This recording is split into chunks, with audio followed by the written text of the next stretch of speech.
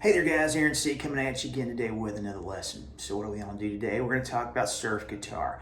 Alright, so obviously this puts us back into the 60s, or late 50s, early 60s, into the mid 60s, okay, pre-psychedelic, okay, for those of y'all needing to kind of see where we're at in the course of history, okay. Obviously the greats would have been Dick Dale and the Ventures and those sort of guys, okay. Well, with that being said, let's get to work today. If you're new to this channel, please feel free to hit the like and subscribe button. I'd love to have you come over and hang out with me whenever you get the chance. This is going to be a little more geared towards the intermediate advanced side, so if you're a beginner, hang out with us and learn something, but it may be a little more trickier on that.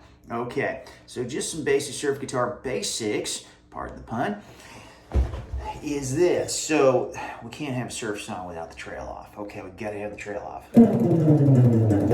Okay, what am I doing with that trail off? Okay, so I'm starting around the 12th fret. You can start higher if you want. Lower, you're just not going to get as much. Okay, so I'm starting doing the tremolo picking with the right hand. Okay, so we got that sort of thing going on. Okay, palm muting is another thing that is essential to the surf guitar sound. So we're dampening it. Each guitar is going to be different where it allows you to palm mute, because how is your bridge? Do you have the ashtray? I have the 6 individual. Do you have more of the Les Paul style? So that's going to factor in. Generally, rule of thumb, I take the heel of my hand over where the strings go over the bridge.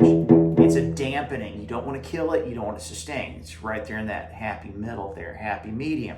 Okay? Okay. This does share some common ground with a lot of you rockabilly guys out there. So if you're a rockabilly guy, you're going to hear some things that are kind of similar and have in common, okay? Okay, so for example, when you hear that kind of pipeline off that E minor chord,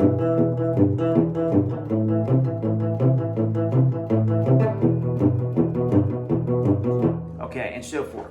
You go up there, and even not just pipeline, but a lot of these other songs, okay, they're using those power chords and those bar chords.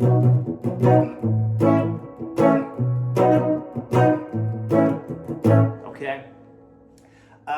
Obviously, I'm playing a telly. I don't have a tremolo. Tremolos were real big and stuff like that. As far as that, a lot of your basic blues, minor pentatonics.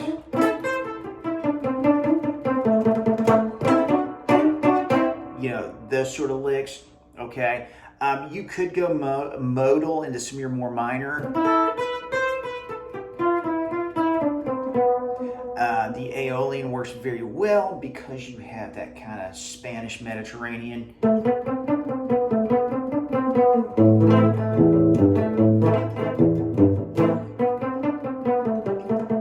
Okay, a lot of tremolo picking. Okay. What gave the tone a lot of times was either single coil pickups,